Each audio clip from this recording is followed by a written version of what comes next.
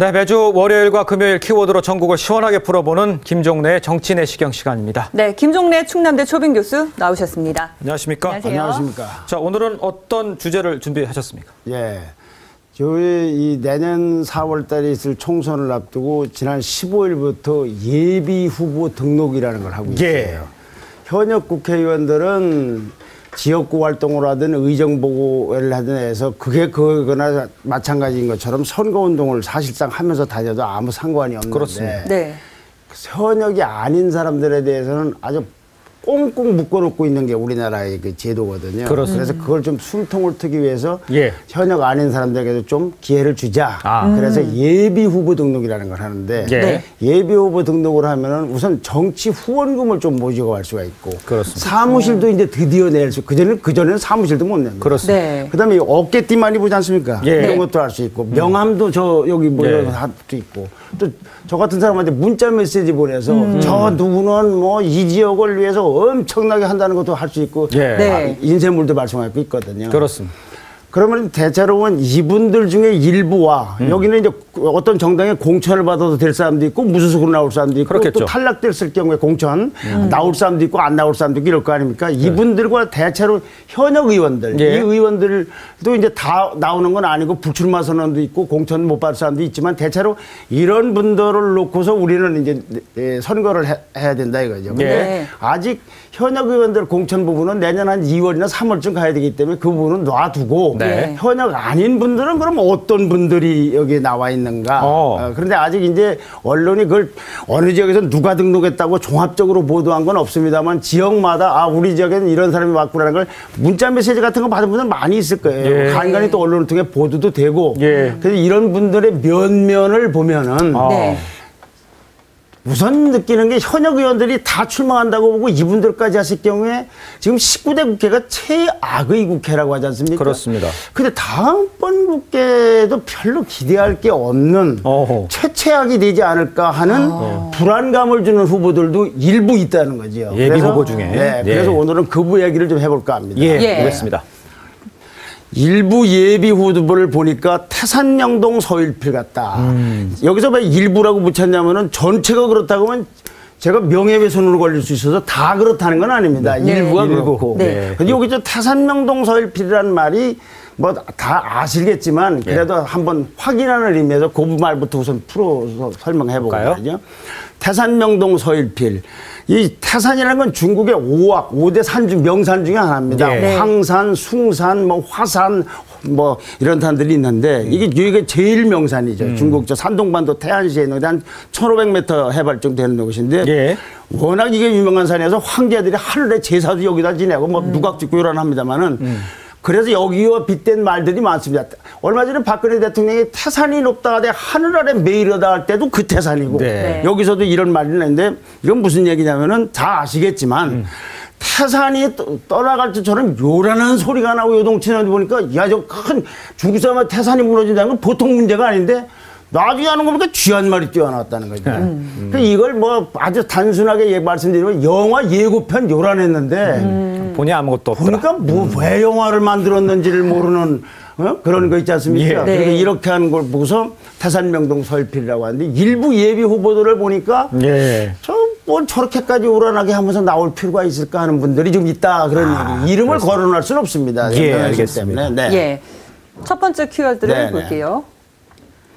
리턴 매치, 설욕전, 그나물의 그 밥.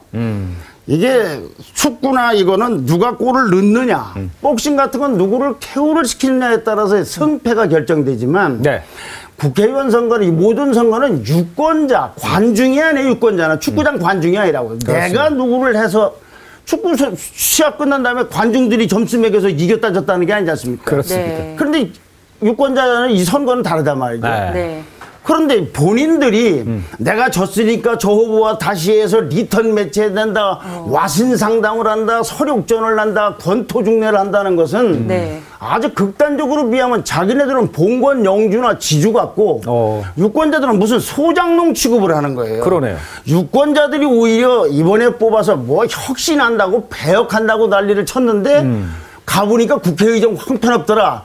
그래서 유권자가 이번에는 당신은 안 뽑겠다는 유권자가 설욕전을 해야 되는데 자기네들끼리 설욕전하고 그래. 그러니까 매일 나오는 사람들이니까 그나물의 그 밥인데 심지어는 15번 정도 출마하려고 나온 분들이 있대요. 그렇습니까? 네. 그러니까 그건 직업이 출마자죠.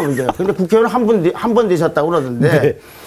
그러니까 아이고 저 인물이나 그 인물이나 유권자 보기 식상하다 이거죠. 그래서 식상하죠. 그나물의 그 밥이다. 그래. 네. 그럼 두 번째는요? 네. 두 번째 보시죠.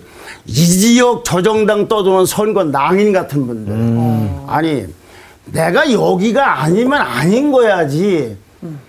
저 지역에 가서도 또 놓고 해봤다. 여기도 놓고 해봤다. 무슨 뭐 낙하산 떨어지듯이 서울로 떨어질 수도 있고 제주도로 떨어질 수 있고 강원도로 떨어질 수 있으면 그것도 유권자들 보기엔 아주 불쾌한 일이에요. 그렇습니다. 더 나가서 정당을 옮겨 다니는 거. 오늘 아침 조선일보 보시죠. 네. 양탈당 여의 후폭풍, 야당의 후폭풍 부는 게 아니라 지지율이 10% 하락 비상한데 이건 여의도 연구원이라는 여의도 새누리당 소속의 연구원입니다. 예. 야권 분열 전망과를 달리 중도층 놓고서 여와 경쟁 구도가 있다. 이건 이제 큰 선거판이지만 제가 말씀드린 건 이거예요. 여 공천 탄력자 낙엽을 줍는다. 낙엽이에요, 낙엽. 이삭줍기. 주범수만 안철수 당으로 주워가면 여당표가 분산된다. 네. 근데 이게 안철수 대표 입장에서나 또는 뭐 김무성 대표 입장에서는 그럴 수 있다고 혹시 볼지 모르지만 예. 유권자가 볼 때는 아니 자기는 이 당으로 나온다고 했는데 저 당으로 한다는 건 국적 바꾸는 거랑 뭐가 다르냐 이거죠. 이거는 곤란하다. 그래서 이런 분들 지역을 옮겨다니고 정당을 옮겨다니는 분들은 그 전에 자기 입장을 정하지 않은 건 일종의 선거 낭인 같은 사람들이다. 그런 사람들 보고서 하는 얘기가 또 있지 않습니까? 철새 후보라고 있지 않습니까? 네. 사실 철새는 대단한 생명력이 있는 거죠. 그 겨울에 날고 하지만 이분들은 좀 훨훨 여기저기 날아다니면서 국회의원 될 때 이제 찾아 들어가는 거죠. 네. 이건 좀 곤란하지 않는가요? 국민의 심판을 해야죠. 네, 이런 것들이 전부가 정치 문화를 후퇴시키거나 발전 못 시키고 있는 행태들이에요. 이런 거. 네, 그러네요. 네. 세 번째 키워드 네. 볼게요. 취미, 노후활동, 생계형 후보들. 생계형. 아니, 제가 보기에는 저분은 국회의원을 왜 하는지, 취미로 하는 것인지, 아니면 이제 이공직 저거 다 하고서 나이가 들었는데 할 게 없는 거예요. 그러니까 내 노후 활동하듯이 하는 거. 아니면 여가 선용하듯이 하는 거. 저 요즘엔 특히 이제 생계형 후보들도 나오는 것 같아요. 네, 생계형. 정치 아니면은 어떻게 직업이 완전히. 이게 들어가면은 이제 가족을 위해서 뭐 아들 노스쿨 졸업 문제나 입학 문제나 모든 이제 취업 문제나 이제 말하자면 창조 갑질로 가는 거죠. 예, 네. 창조 이런 갑질. 후보들도 있지 않나. 이런 후보들도 이 유권자분들은 정말 아까 말씀대로 저런 분들은 안 된다라는 단호한 심판을 내려야 되는 것이 아닌가. 다 그렇다는 건 아닙니다. 예, 일부. 훌륭한 분도 있지만 예. 뭐 그렇게까지 국회의원을 나오시려고 하나. 국회의원 되면 다음 날부터 욕먹는데. 그리고 이분들 되게 되면은 플래카드 같은 거 보면 이래요. 이 나라를 확 바꾸겠습니다. 그 뭘 바꿨는지 지난번 선거 때 출마한 분 중에서 이 나라 절대 안 바꾸겠다고 한 사람 한 명도 없어요. 네. 아주 완전 뜯어고치겠다는데 하나도 뜯어고치지 못하고 있는 분들이에요. 그렇군요. 네. 마지막 키워드 네. 볼게요. 비례대표는 전국 구소전 신분 재탕령인가. 이 비례대표 의원들 있지 않습니까? 그렇습니다. 우리나라 국회의원들은 지역에 기초한 의원도 있고 지역으로 커버할 수 있는 국가 기능을 할 수 있는 분들. 예를 들면 장애자 뭐 대표라든지 군인 대표라든지 여성 대표라든지 여러분들 오지 않습니까? 네. 이분들은 지역하고 전혀 출발점이 다른 분들이에요. 근데 이번에 예비 후보 등록한 분들 중에는 또는 앞으로 등록할 분들 중에는 예. 비례대표가 전국구로 가는 분들이 그렇게 많아요. 지금 비례대표 갖고 숫자 늘리자지만 비례대표의 정신을 훼손하고 있는 거예요. 네. 이렇게 훼손하는 그 숫자를 늘리면 뭐합니까? 그래서 이분들은 일단 비례대표로 다 그렇다는 건 아닙니다. 네. 비례대표로 갔다가 전국구로 도전하려면 지역이 안 되니까 일단 들어가서 신분을 세탁해갖고 다시 지역으로 나오는 거니까 이것도 이 비례대표라든가 국회의원 제도에 대한 훼손행위다 이거죠. 그 훼손하는 비례대표를 늘리자 줄리자 연동형이니 무슨 소리도 못 알아듣는 것 같고 지금 연일 지금 국회에서 싸우고 있는 거예요. 예. 그렇군요.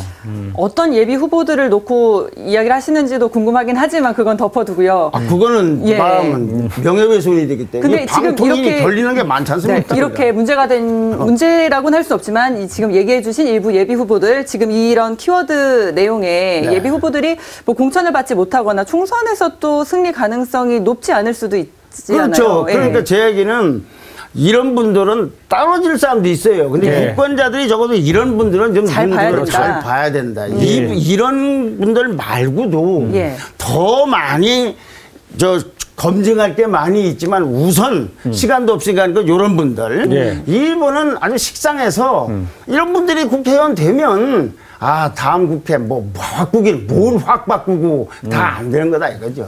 예, 알겠습니다. 자, 지금까지 충남대 김종래 초빙 교수와 함께 이야기 나눴습니다. 감사합니다. 고맙습니다. 감사합니다.